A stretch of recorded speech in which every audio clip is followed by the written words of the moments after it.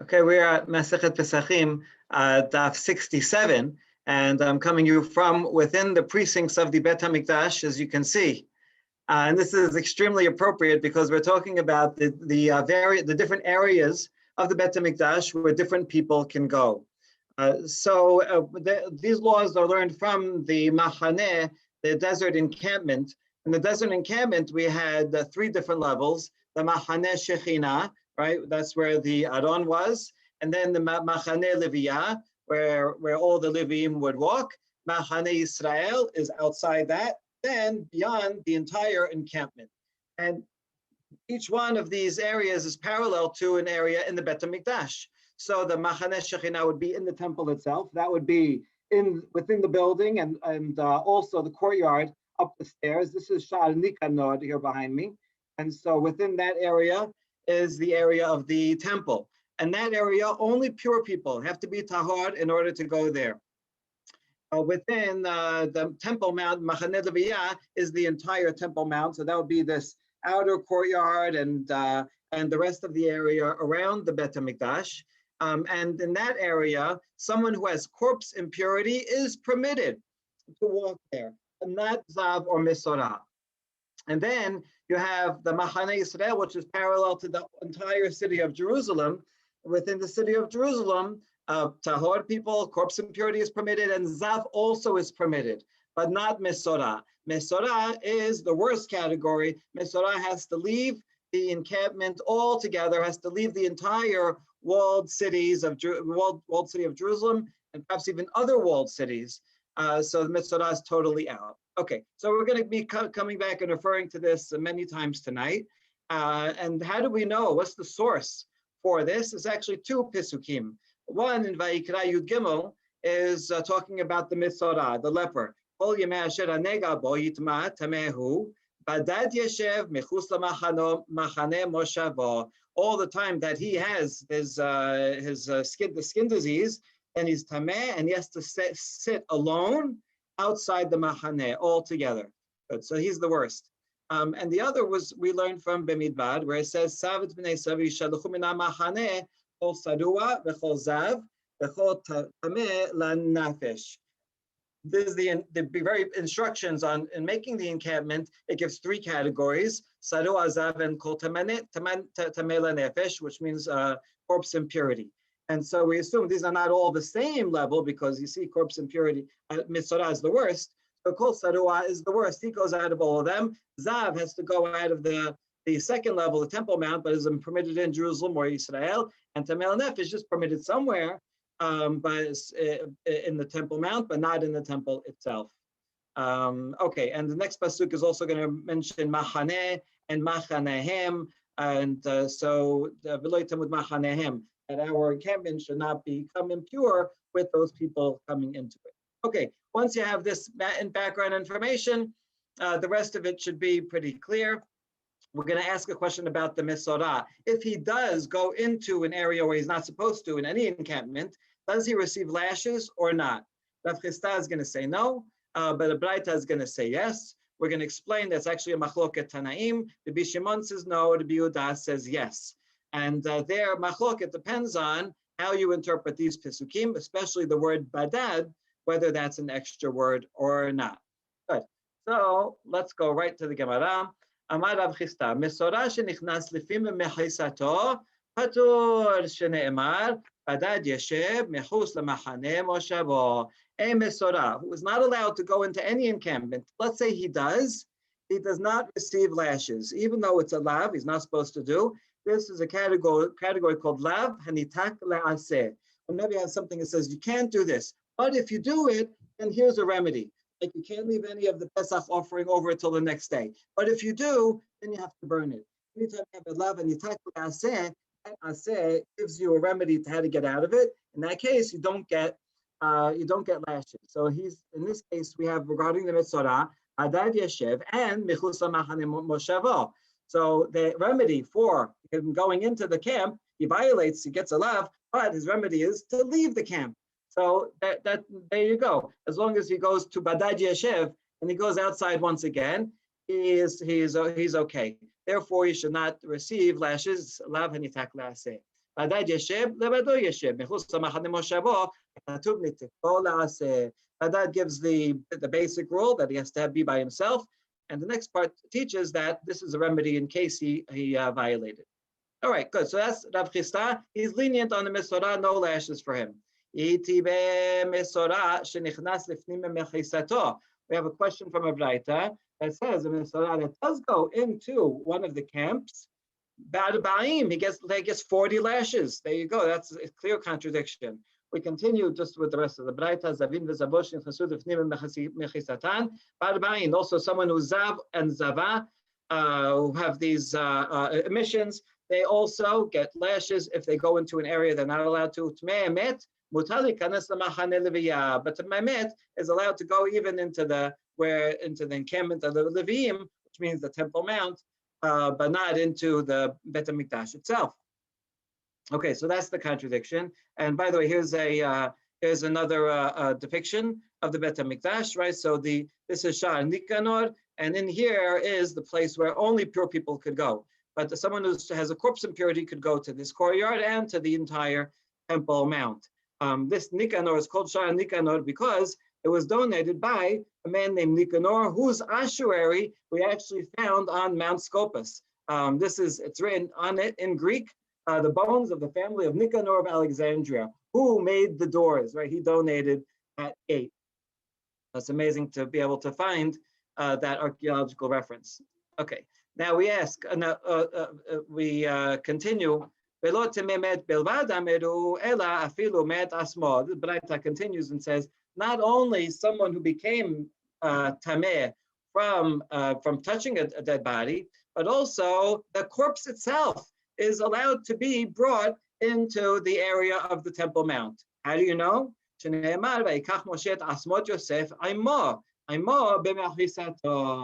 when they left Egypt, Moshe took the bones of Yosef and carried it with him. With him means he carried it where he was, which is in the Machane Leviyah. Machane Leviyah is parallel to the entire Temple Mount. So there you go. That is therefore permitted. This is very important nowadays. Is someone nowadays allowed to go up onto the Temple Mount? Well, they can't go anywhere where the Bet HaMikdash actually was. We're not sure precisely where it was. So anywhere the Bet HaMikdash might have been, we can't go. But on Temple Mount altogether, one would be allowed to go. Okay, Tana'ehi. So the answer is, we have the Rav Hisda said no lashes. The Baraita says yes lashes, and we answer it's actually a machloket Tanaim. The Tanya, badad yeshev lebado yeshev shelo yehu temein acharin yoshvin imo. Okay, so from the language of badad yeshev in Vayikra Yud Gimel, we learned that the Mesora sits alone, not only alone from tahor people, but alone from any other types of tumah. He can't even be with a zav or a Baal Keri. He has to be completely alone in zone, or tamemet. He has to be separated from all of them. Okay,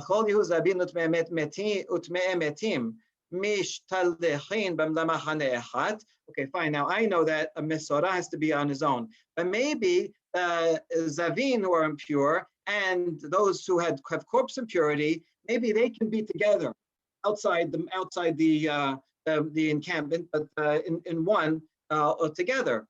Therefore,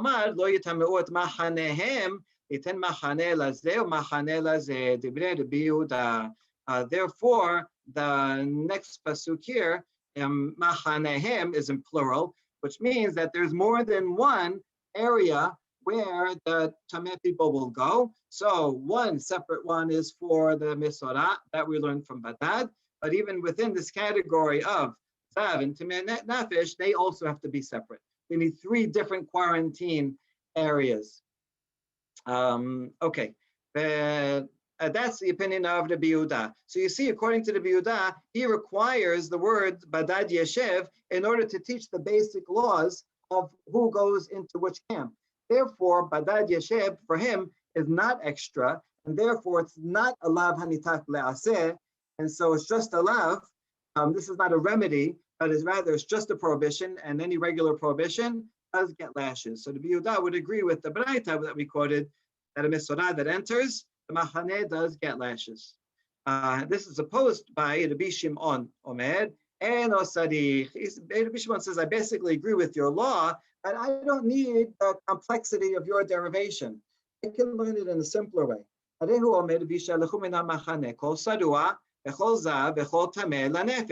So he's sending these three categories out. Yomar temeh emet, al yomar temeh zav. We have a question. Just say tameh emet goes out, and I don't have to say talk about the zav, because zav is more chamur. If a tameh emet has to leave, then certainly a zav has to. And yomer tameh emet mishtalachin zavin lo kol sheken lama nemar zav yiten lo machane sheniya. So why does it say, in fact, the zav at all? To teach you that there must be a second encampment, that the zav has to leave further away than the tameh emet. There is an area where tameh emet can be on the Temple Mount, but the zav cannot be there. That'll be in Jerusalem. Good. Further in the pasuk, why doesn't the pasuk just say a zav is out of the encampment? But don't mention Mesora, and I would know it from a Kavachomer. Vani Omer Zavin Mishtalachim Mesorain Lo Kol Sheken. Right, this Mesora is worse than the zav. La Mane'emar Mesora Liten Lo Machane Shilishit. Therefore, you see, Mesora is coming to teach you that there must be a third category, a third quarantine area. And whereas the zav is allowed in Jerusalem, as the Mesora would be totally outside the walls of Jerusalem or outside the Machane in the desert. Keshu Omer badad yeshev hakatuv nitiko le'aseh. Good. So now, according to the Rabbi Shimon, he can learn all the laws about the different encampments from the pasuk in Bemibar, and that leaves badad yeshev extra. And so those words come and give you a remedy in case the Mesora does enter. He has a aseh to make sure to leave, and since it's lavan yitak le'aseh, he does not receive lashes. And this would be the opinion of Rav Hisda. Okay, good. So now that we figured out who says these two opinions, we're going to discuss a little further the Rabbi Shimon, who's going to, it's easier to see here, he's going to look at the words kol sarua, kol zav, kol tameh lanefesh. And each of these kols is going to include yet another category. And so that will help actually explain how the sarua is worse than the kol zav, because sarua is not really worse than zav in all ways, but once we add kol, it will be. And zav is in some ways not worse than tameh emet, but we're going to add something else for kol, and that will be, whatever you add with kol will be comparable to the thing itself. So kol and tameh lenefesh. So that's what we'll see what Rabbi Shimon will use any corpse to include sheretz and any zav to include Keri, and that will fill out the comparisons.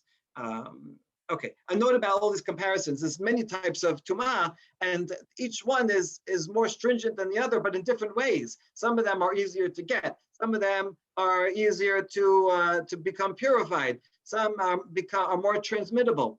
So there's lots of different criteria. So that's what makes this a little bit complex. Okay. So now you just assume that zav is more stringent than tameh emet. That was the basis of your kal vachomer. Only say tameh emet, and I would know for sure zav. So why is it more? How is it worse? Sheken tumah yosa alav migufo, because zav, the impurity comes from his own body. It's an irregular emission from his privates. So that's worse than tameh emet, where he touches something that's external to himself. Yeah, but I can reject that because there's another way in which corpse impurity is worse. Because to become purified, you have to get the mayim of badad sprinkled upon you the third and the seventh day. You don't need to do that for become cleansed from a zav. So in that way, I can say the opposite. So amar kera tameh v'chol tameh v'rabot tameh sheretz. So you see the word v'chol in the pasuk comes to include someone who touched the sheretz, that person is also similar. It's the same level as a tameh emet. In other words, they can come onto the Temple Mount, but not into the temple. Zav chamur mit tameh sheretz, and certainly a zav is more stringent in all ways than someone who touched the sheretz. So therefore, you're right. Even though the tameh emet has one up on zav, it does not have tameh sheretz does not have any one up on zav. So we can base the kal vachomer even on the word kol compared to zav. and what is in fact the stringency over tameh sheretz. Kedamaran, like we said, that its impurity comes from within itself, the zav. But there's another way that sheretz is in fact is more stringent, because honest. If something is totally beyond his control, it comes from an outside force. Sheretz just fell from out of the clear blue sky and touched me, I'm tameh, no matter what. Whereas zav, this is interesting, a little complex. Zav, if you can find an external reason why the person had this genital discharge, for example, he ate something or some kind of this, sickness that would explain it, then they don't get the tumah of zav for 2 and 3 days. Rather, it has to be something that's intrinsic to his impurity that caused him to have that discharge. So you see that's a chumrah of sheretz over zav, and therefore maybe you can't make this that kavachomer that Rabbi Shimon that you wanted to. So amre ki haikavna zav na tamuye mitameh beones k'Ravuna. Ravuna re'aya rishona shel zav mitameh beones. So Ravuna says no, I can still compare them, because there's different kinds of zav. Zav for 2 or 3 days is very stringent, and that's the one where if you have an external explanation, they're not a zav. But a zav for 1 day, if he only sees 1 day of discharge, then it's no matter what, for any reason, even if he ate something or some disease that I can explain it, and nevertheless, that person is still considered the zav of 1 day. And so you see that there's actually no way in which a sheretz is more stringent than a zav. Okay, so we resolved that the comparison of tameh met, and now tameh met and sheretz together, are lesser than a zav. Now let's go to the next step.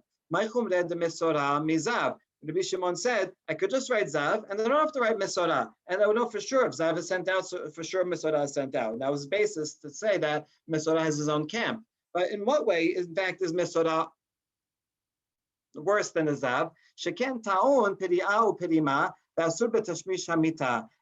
Someone who's a Mesora cannot shave his hair, he has to let his hair grow, he has to rend his garments, and he cannot be with his wife. And those things do not apply to zav, only Mesora. Okay, good. So zav chamor sheken metameh mishkav u'moshav metameh kelech cheres be'esed. But there's another way in which a zav is more stringent, in that anything that he sits on becomes tameh. And if he carries or moves an earthenware vessel, that also becomes tameh. Usually an earthenware vessel is only tameh if something touches it from the inside. But a zav has that power that he can be metameh beheset.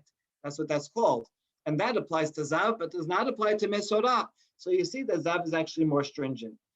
So how are we going to uphold this kavachomer? Amar kira zav vechol zav. From the word kol, that's coming to add another category that's similar to zav. Rabot baal keri. Okay, so that comes to include baal keri. Mesora chamor mi baal keri. And as in always, Mesora is more stringent than baal keri, someone with a seminal emission. And so there you go. I can base the kavachomer on baal keri. Oh, my chumre kedamaran. What is the stringency of a Mesora? Well, as we said before, that he has to rend his garments and let his hair grow. Well, I can find a way that Baal Keri is actually more stringent, in that Baal Keri, even if he sees just the tiniest drop, is tameh. Not so with Mesora, where the sarat has to be a certain minimum measure. You got to go into the kohen, he checks it out, see if it's big enough. So actually, we could turn that kavachomet around. The answer is Savad la Rabbi Natan, the Tanya Rabbi Natan, Amir Mishum Rabbi Ishmael. Zav Sadik Kachatimat Pi Ha'ama, Elo Hodu Lo Chachamim, Itkash Le Baal Keri Le Zav. Well, the Rabbi Shimon's logic of Kavachomet can make sense according to Rabbi Natan, because he said in Rabbi Ishmael that Zav actually does have a minimum requirement, that that Zav emission has to be enough that it fills up the tip of the organ. Chachamim did not agree and said, no, it doesn't have to be that amount. But since Baal Keri and Zav are compared to each other, that means both of them do have a minimal amount, this Chatimat Pi Ha'ama. And for that reason, you see, there is no way that Mesora is more stringent than Baal Keri. And so that step of the logical chain holds. Okay, and now the next step, v'chol sarua lamali. The word kol is also attached to sarua. What category is that adding? I did kol zab, kol sarua. No, that kol is just there for stylistic reason. You already said kol for the rest of them, so you may as well add one here. Okay, so that's a kind of interesting answer. We made such a big deal learning things from this kol, and then this one was there's no reason. Right? It's just for parallelism. Okay, in any case, now we can uphold the learning of Rabbi Shimon, because he learns everything from this pasuk itself. Since you could have just said tameh lanefesh, that's the least stringent. Well, it's not the least stringent in every way, but kol comes to attach sheretz and tameh nefesh. Those two together are less stringent all the time than zav. And so, since I don't need to say zav, that the zav mention of zav comes teach me a second category. They have to go outside where the tameh met can be. And although sarua and zav, well, you can compare them both ways, but kol comes to include baal keri within this category, and there's no way that sarua is any less stringent than baal keri. So therefore, I could say this, and I would know sarua cannot be in the same cannot be there. So sarua, the mention of sarua explicitly comes to say a third stage, a third area where they can be, but azav cannot be, and therefore that's how we learn all of the categories. All right, so we're so impressed with this, with Rabbi Shimon's method of deriving these categories. Now we wonder, why does Rabbi Yehuda disagree? Rabbi Yehuda, Shapir Kama Rabbi Shimon. Rabbi Yehuda, don't you have to agree that Rabbi Shimon did a good job? Why do you disagree with his method that he learned it all from that pasuk in Bemibar? Yes, so he'll answer, Ahu, that pasuk, I need that pasuk to teach me something else entirely that has to do with Korban Pesach. Rabbi Eliezer Omer, Achol dachaku zabin mesorayim nechnassu la'azara, bePesach haba betumah, Achol yehu chayavin. The question is, let's say we look around, it's Pesach, it's the 14th of Nisan, and most of the community is Tameh. So we said the halacha already. If most of the community is Tameh, you can do the Tameh Lamet, then you can do the Korban Pesach anyway. Anyone who's Tameh Met can do the Pesach, but not someone who was Zav or Mesora. They still have to wait till Pesach Sheni. Okay, what if, even though it's against the law, they push their way in, the Zav and the Mesora. They say, hey, that guy's Tameh Nefesh, I'm going to go also. And they push their way in and they do a Korban Pesach, right? Or they just there. They just go into the area where they're not usually allowed to go. Would they be chayav like they would any other time of the year? And Zabin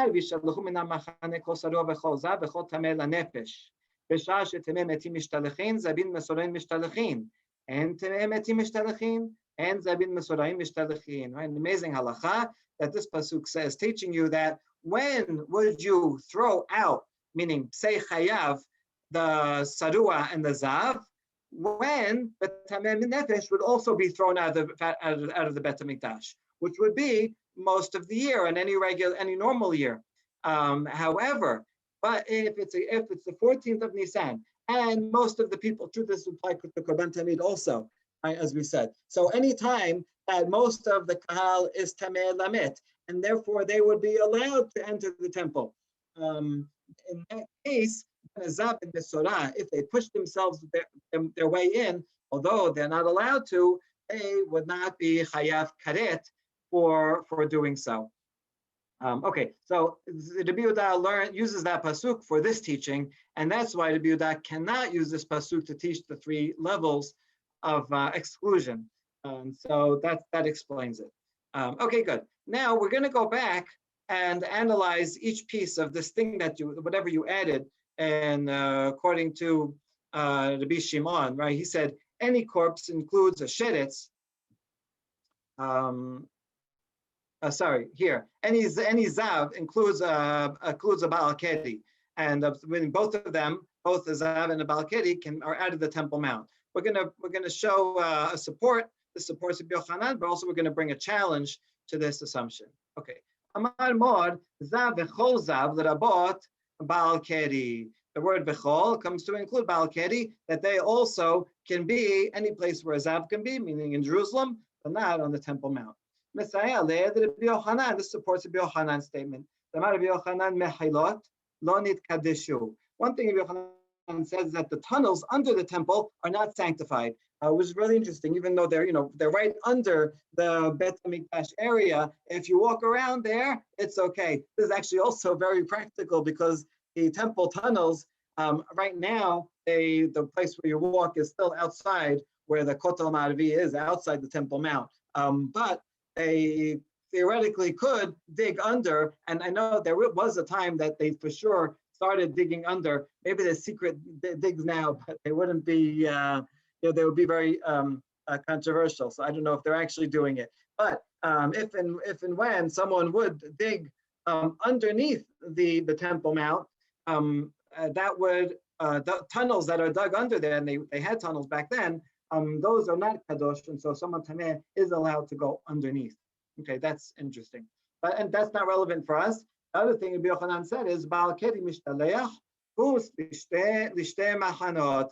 Baal Keri has to leave two areas. In other words, the temple itself and the Temple Mount. In other words, he has to go out, it can be anywhere in Jerusalem. That's the same as a Zav. So Rabbi Yochanan would agree with what Rabbi Shimon said, and that derivation supports Rabbi Yochanan. Baal Keri and Zav are the same.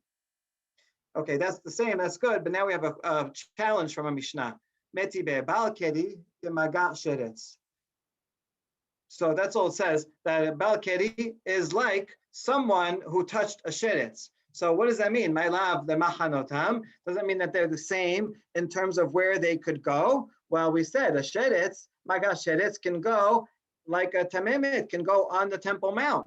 And that would mean Baal Keri can also go on the Temple Mount. That's a challenge to what we just said, that Baal Keri is like a zav. And isn't the comparison for the encampments where they can go? No, the tumatam. No, it's a comparison to their type of impurity, that both of them will become impure until the nighttime. That's all it's saying. It's not about where they can go. Okay, really? L'tumatam. Both of these, the Pesukim say explicitly that they are tameh until the nighttime. So the Mishnah wouldn't have to come and say they are comparable in this way. It's obvious from the Pesukim. So that can't be the explanation. Rather, it must be comparing them for the encampments. And that means that a Baal Keri is less severe than a Zav against Rabbi Shimon. No, I'm going to go back and support where we're comparing their levels of impurity. In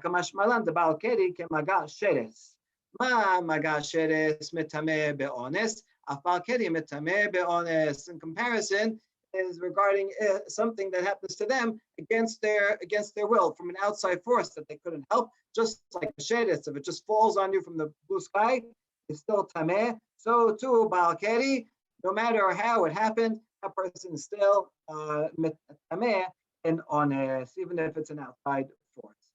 So we resolved that contradiction. Let's just resolve one more contradiction.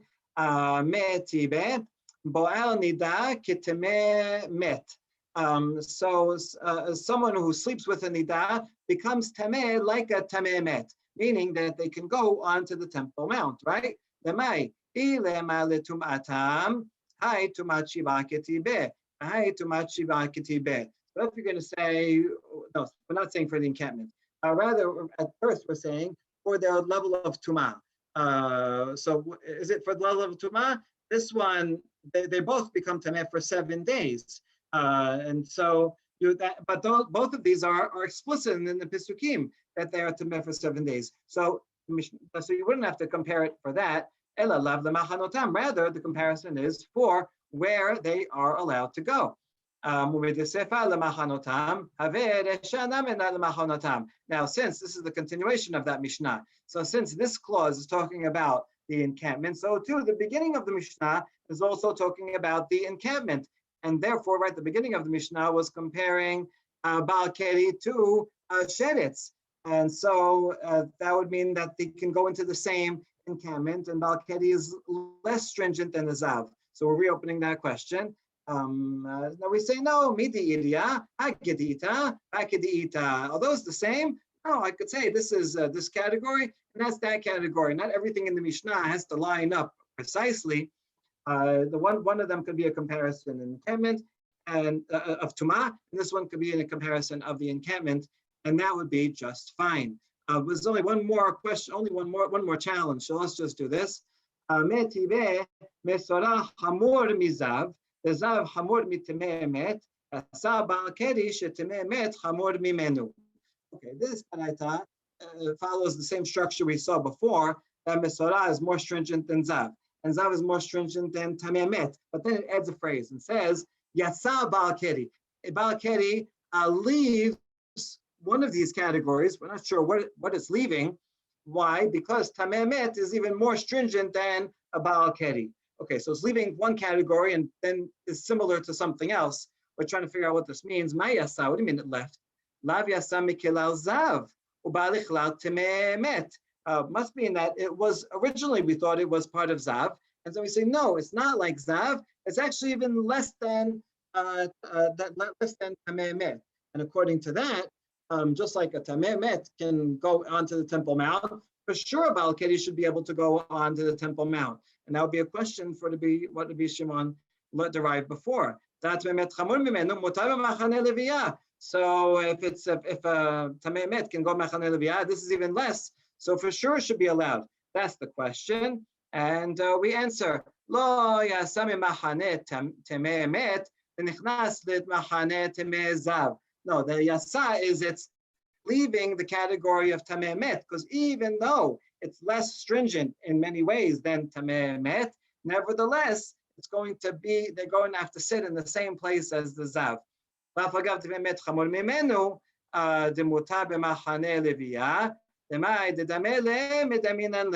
it's true, even though in some sense the Tameh Emet is more stringent, and the Tameh Emet can be in the Machane Leviyah, but it's comparable to different things in different ways. And regarding where it can be, that is the same as the Zav. And so now we resolved all of the challenges to Rabbi Shimon, and so the Ba'al Keri end is the same as Zav, and we'll continue a bit more with this topic tomorrow. Baruch Adonai L'olam, amen.